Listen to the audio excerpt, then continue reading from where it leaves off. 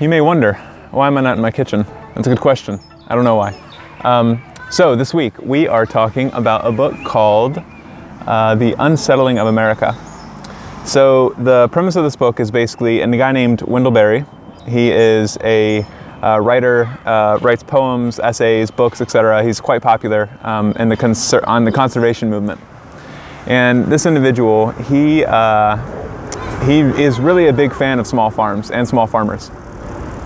And basically the entire ethos of this book is Wendell arguing the fact that small farmers should be more existent, and they should kind of prosper and over big agribusiness due to the fact that they're better for the land, they're better for culture, they're better for all kinds of things.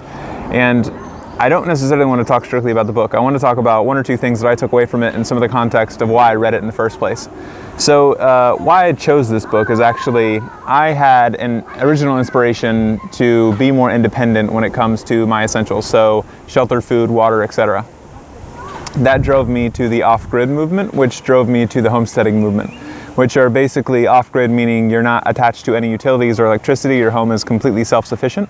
And then the homesteading piece is around growing food. So growing food in the sense that it's more sustainable and you can actually feed yourself off the land that you own.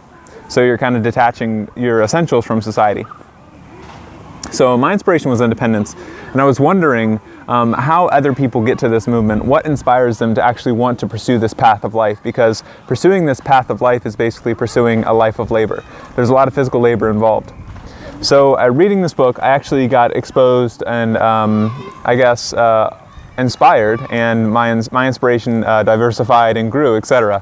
And that inspiration is really focused on going back to the land, quote unquote. And by doing so, I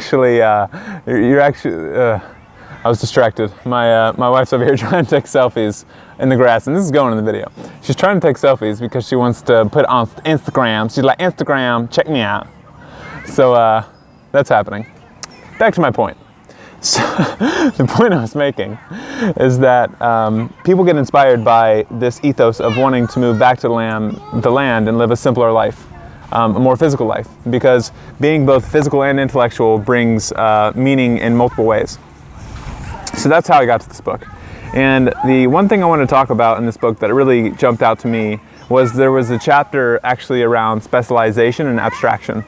So within the industries and the kind of the ecosystem that we're inside of today is we're basically all specializing in a way, because in the economics and the capitalistic society we live in, it's important for people to be good at one thing and to sell that thing to others. So it could be a product, a service, expertise, etc. You sell that for money. And when you sell it for money, then you take that money and you pay another expert or a specialist to get other things. And some of the things that he mentioned in the book that were interesting were we basically outsource our specialization of food to agriculture, we outsource our specialization of health to doctors, our education to teachers, our entertainment to entertainers, and our conservation to conservationists.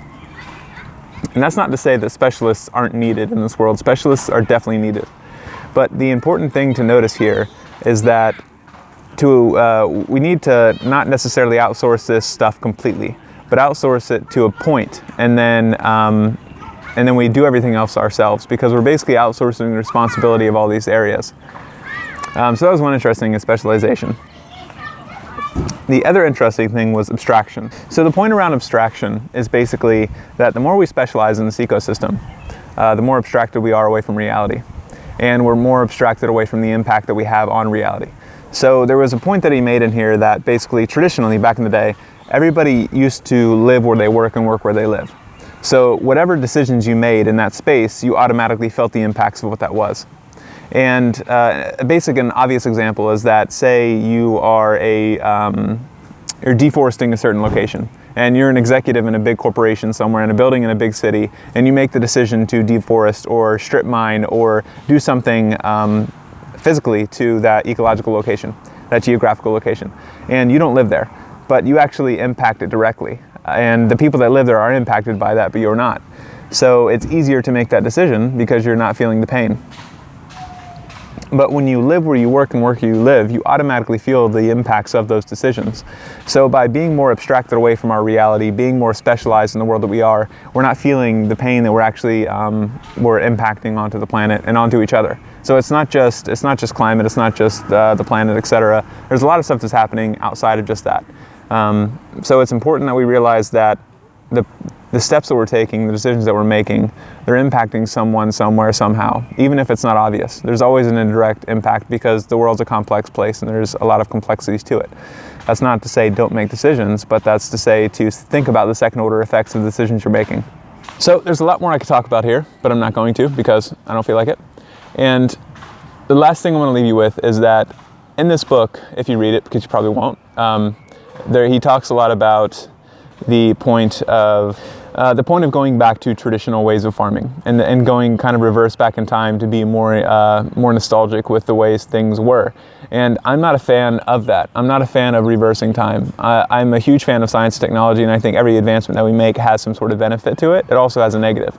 So I think the important thing here is not necessarily to throw away all the technology and advancements that we've had with genetic engineering and robotics, 3D printing, big data analysis, machine learning, etc. I'm not saying to throw that away. I'm saying we need to keep that because it's going to improve the world that we live in.